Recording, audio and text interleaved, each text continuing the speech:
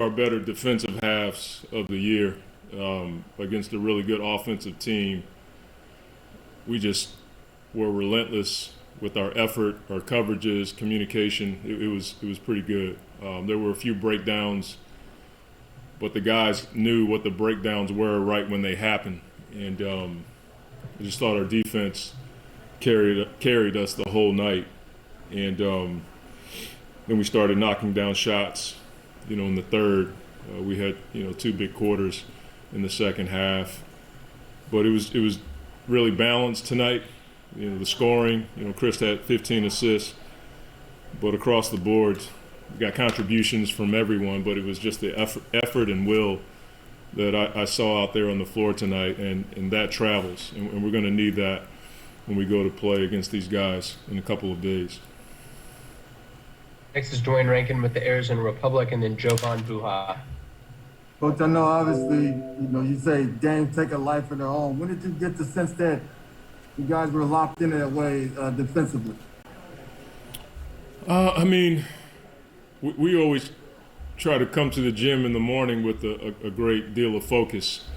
And the guys were talking about, everything that we had reiterated yesterday. They were talking about it this morning in our walkthrough. And I think when you see the communication on the floor and you can see guys pointing to, places where they need to be, that's a good sign.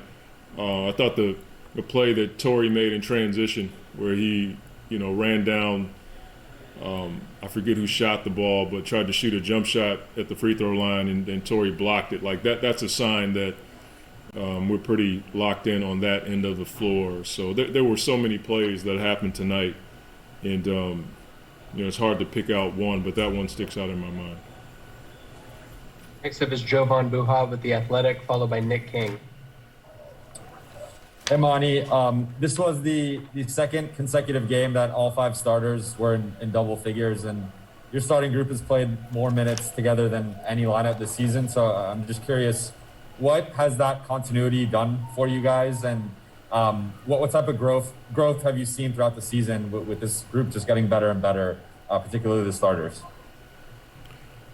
Well, it's hard to point out one thing. I think it's an unselfish group. They're willing to make plays for each other. We share the ball. That's part of our DNA.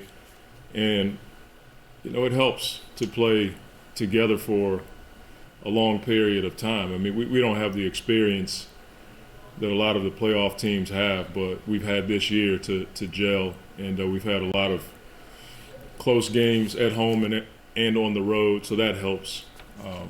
But I think having Mikal and DA and Book together in our system for 2 years certainly speeds up that process. And Jay and Chris, those guys can pretty much play with anybody.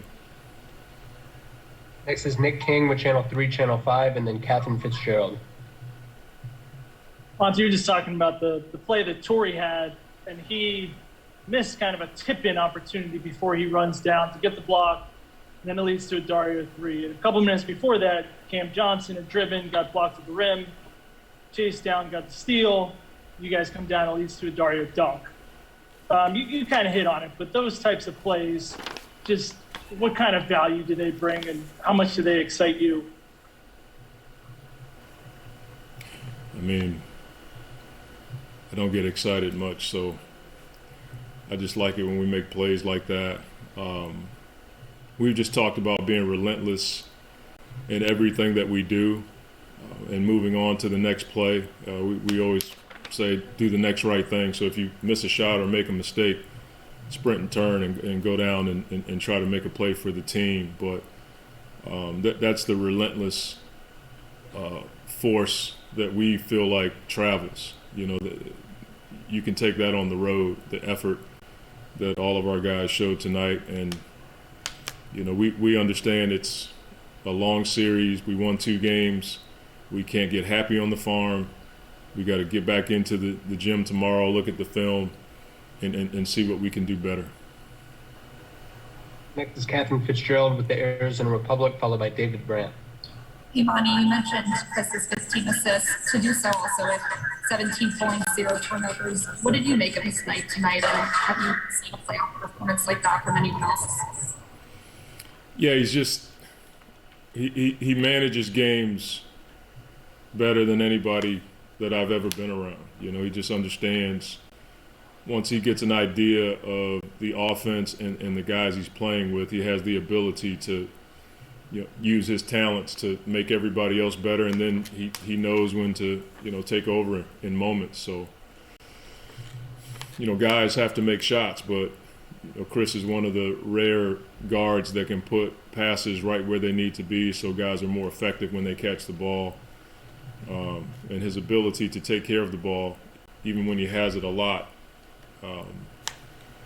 it's not something I take for granted. Our team doesn't take it for granted. It's why he's been successful everywhere he's been. Next up is David Brandt with the Associated Press, and then Cameron Cox.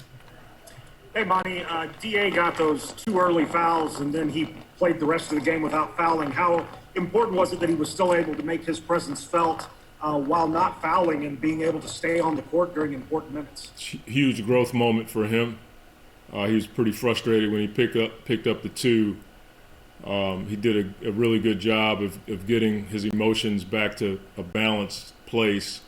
And then when we brought him back in, he was able to be effective without fouling. He moved his feet. He had his hands up in the air, and he did a really good job of being aware of his personal foul situation. That's a growth moment for him for sure, and to do that on that stage.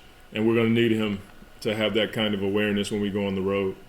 So I'm sure that Chris and Jay and Devin and our older guys were in his ear, and then I talked to him about just keep your emotions intact. I get it. It's frustrating when you want to play and you pick up 2 quick ones like that, but I thought he did a really good job of coming back in the game and being really effective on both ends of the floor without picking up a foul.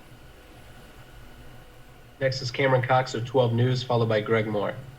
Monty, your team has always played with a level of confidence kind of all year, even when things are tough. They bounce back pretty well. How would you describe the level of basketball they're playing right now?